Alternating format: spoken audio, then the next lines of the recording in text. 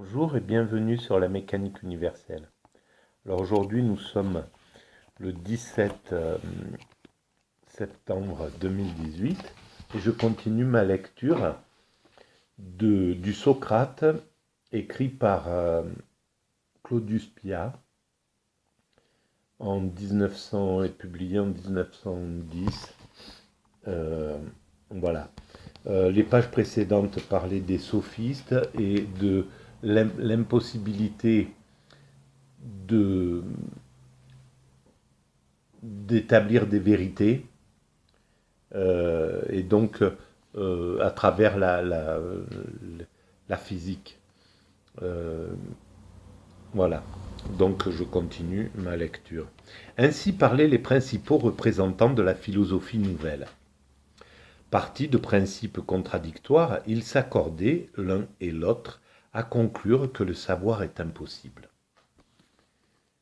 C'était aussi l'unique point sur lequel s'entendissent les autres discoureurs de la même époque. Ceux-là, il est vrai, autant du moins que l'on peut s'en rendre compte, ne développaient pas de longues théories sur l'être et la pensée. Mais ils affirmaient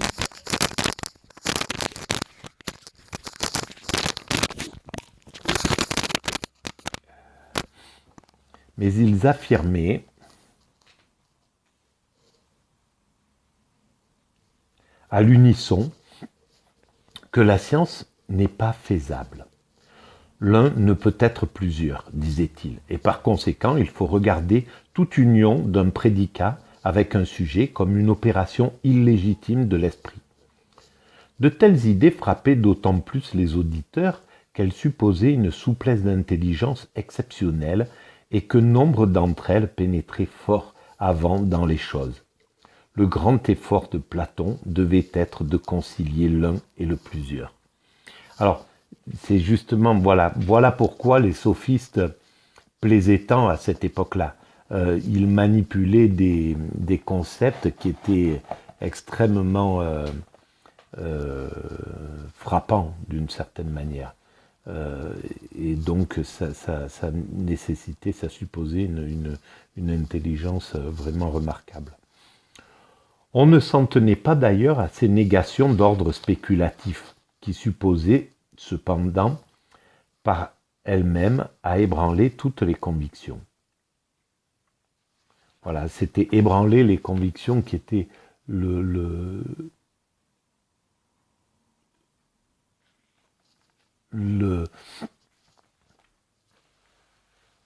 commerce des sophistes, finalement. Et évidemment, on s'en rend compte quand on discute, quand on est dans une discussion, et j'ai eu souvent le cas au tout début de la mécanique universelle, quand je parlais de l'évolution, j'affirmais que l'humanité est destinée à atteindre sa perfection, etc. Et donc, j'avais toujours des contradicteurs, des gens qui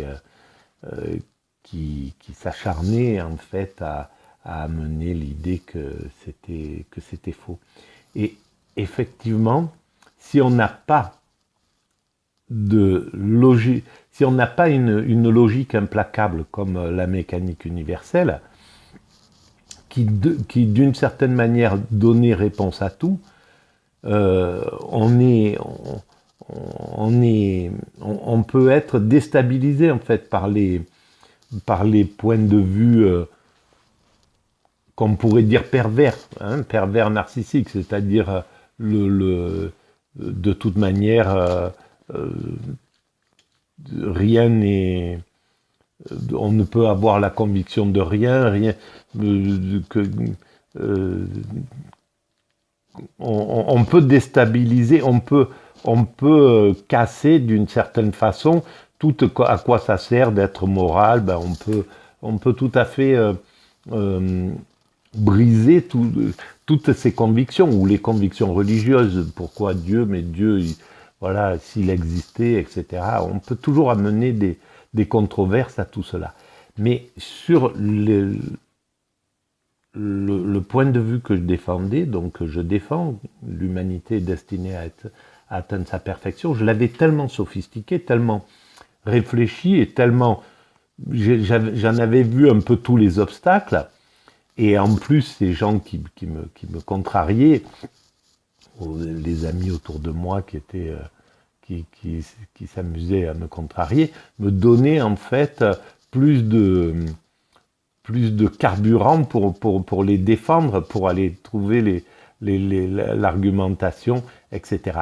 Et je me suis rendu compte que, eh ben, mon argumentation était bien plus solide finalement que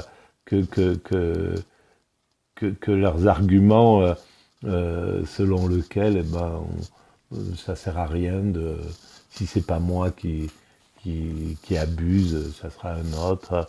De toute manière, l'humanité est vouée à atteindre sa perte, etc. Enfin, toutes ces valeurs négatives qu'ils opposaient. Et en fait, c'était assez facile pour moi de démontrer l'inverse.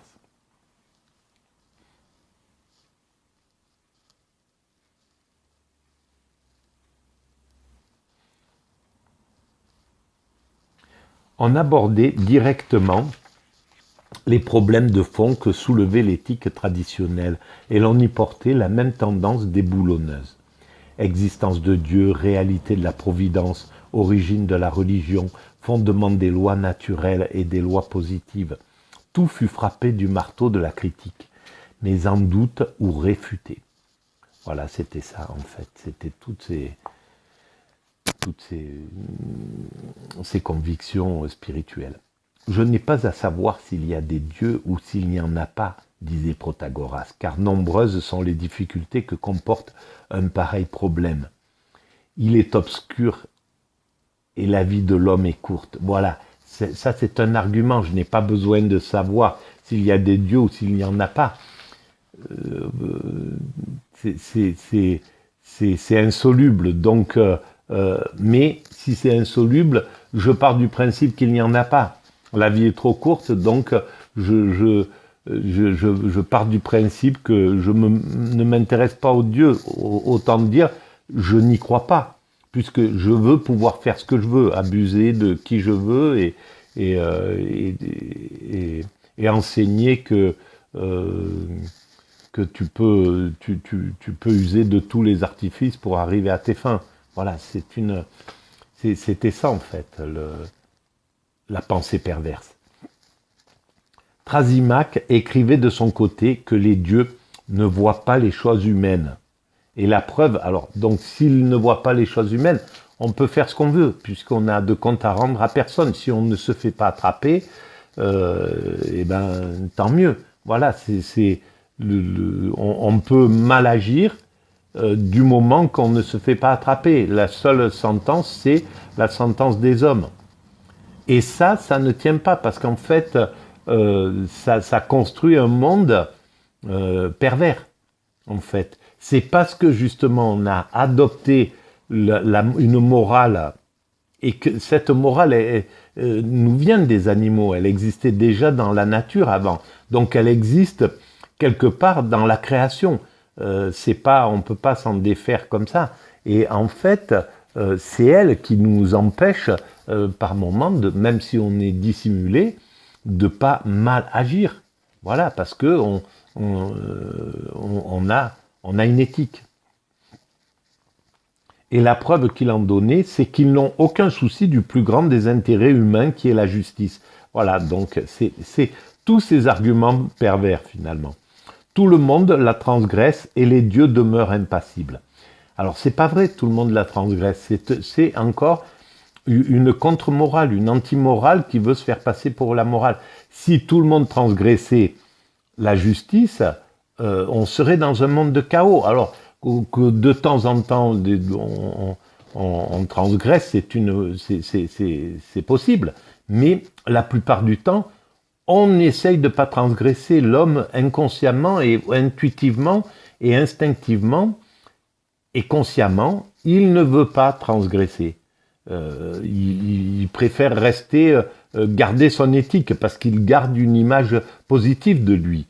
Il y a tout un travail qui fait que on ne transgresse pas. Ça agit sur nous quand on transgresse. Donc c'est pas innocent. C'est pas une. et l'on s'imagine facilement l'impression profonde que devaient produire de telles paroles sur le peuple d'Athènes, et de plus en plus démoralisé par les vicissitudes et les atrocités de la guerre du Péloponnèse. Voilà, exactement. Mais c'est là où cet écrivain, sa vision, elle est vraiment intéressante. Elle disait tout haut ce que chacun sentait au fond de son cœur. Et à cette époque-là, aucune pensée ne pouvait s'opposer réellement à ces sophistes. Parce que c'est tellement éclatant de leur conviction nihiliste, finalement, leur conviction amorale, que ils étaient dans la toute-puissance, finalement. Et il a fallu que Socrate, très certainement, je pense que c'est ce qui va être dit, mais il a fallu que Socrate arrive pour renverser finalement toute cette pensée par quelque chose qui est indéboulonnable, en montrant que la morale était meilleure que la morale, que c'était comme ça qu'il fallait se comporter, que c'était comme ça qu'il fallait agir, de façon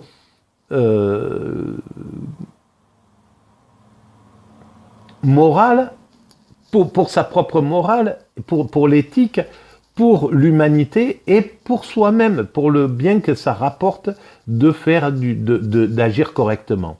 Voilà. Donc il a amené des arguments qui étaient extrêmement convaincants, et c'est comme ça qu'il a vaincu finalement les sophistes.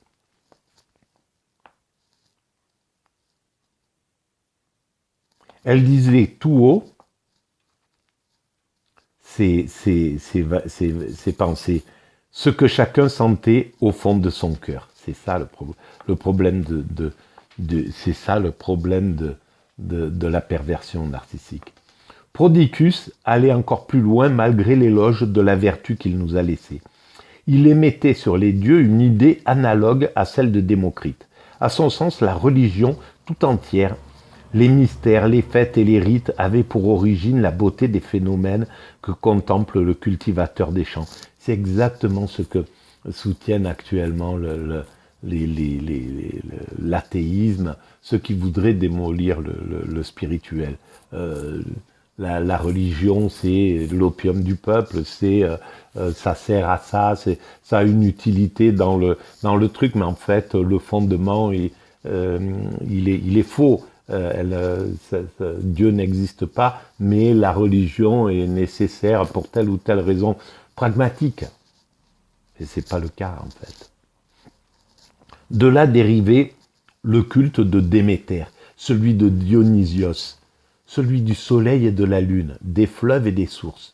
Les dieux étaient autant de personnifications des forces de la nature les plus familières à l'homme.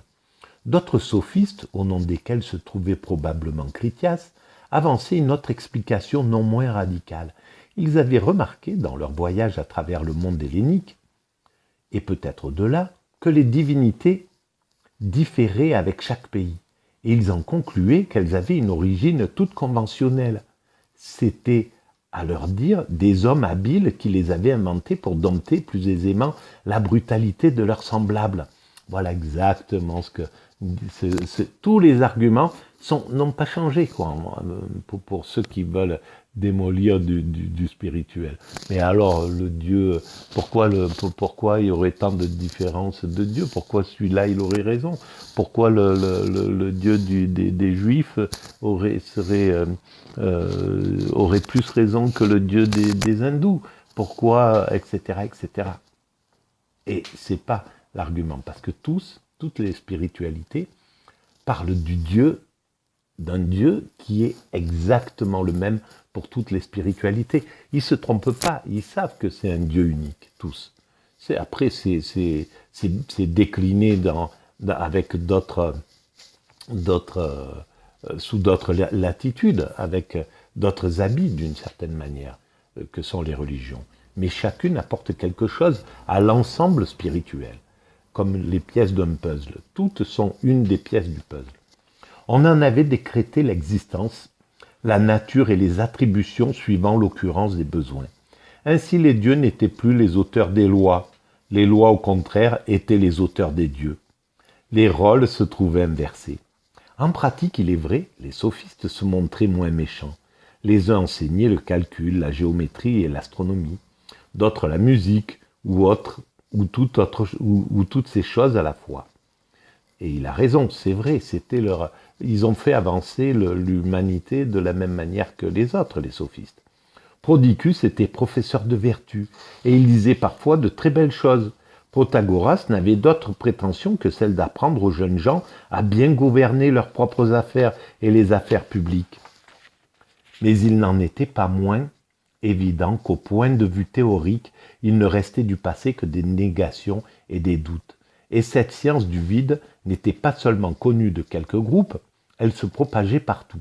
Les sophistes faisaient des conférences dans des sociétés privées et parfois au théâtre. En outre, la tragédie et les comédies étaient des moyens puissants de diffusion intellectuelle. Euripide a fait passer toute sa philosophie dans ses drames. Et l'on trouve chez Aristophane l'écho des problèmes théoriques, politiques et moraux qui agitaient son temps. Il y avait aussi dans la ville un marché aux livres où l'on pouvait se procurer pour une drachme les œuvres d'Anaxagore. Eh ben, j'aurais bien aimé être un chineur de l'époque, en acheter en pagaille de ces livres-là, tous ces ouvrages qui ont disparu, les protéger dans du papyrus et à l'abri de l'hygrométrie dans un endroit, et puis revenir 2500 ans plus tard, maintenant, c'est-à-dire aller les chercher dans le Péloponnèse, là, dans cette région, voilà, au fond d'une grotte, et les amener chez Sotheby's. les faire traduire, les photocopier pour les avoir dans ma bibliothèque. Et puis, voilà.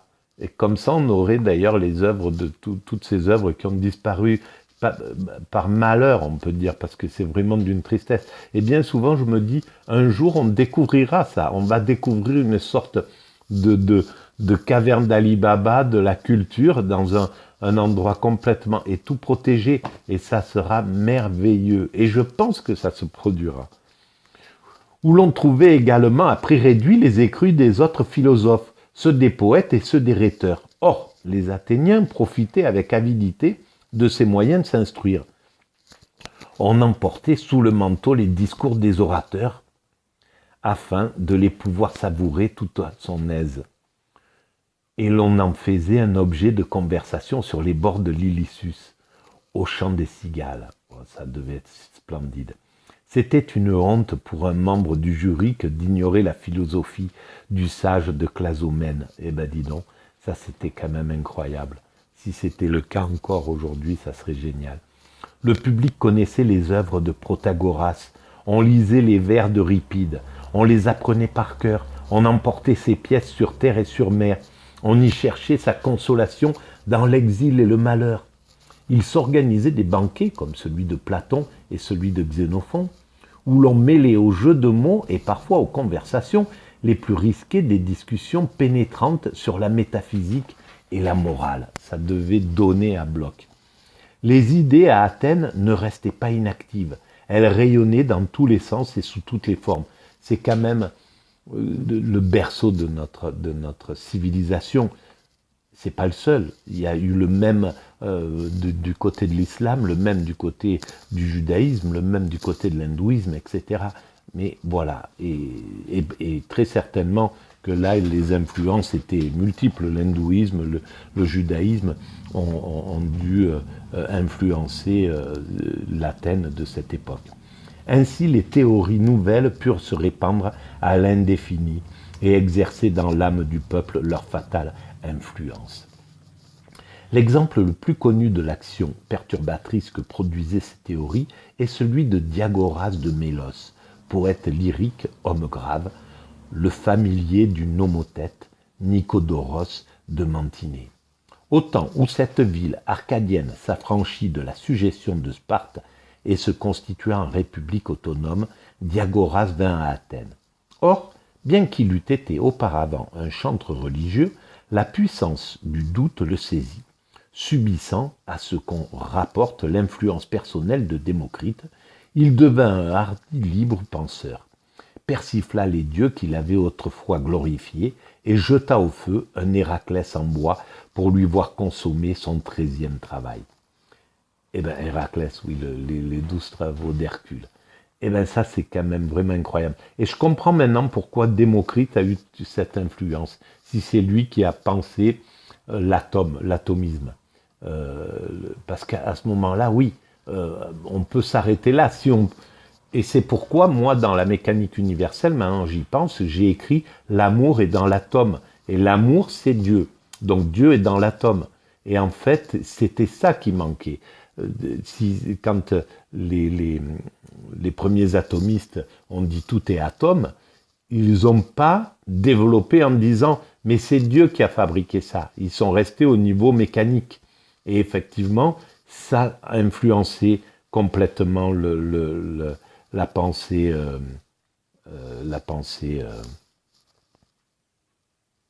de l'époque, la pensée nihiliste. Voilà. Bon, je vais arrêter là et je reprends juste après.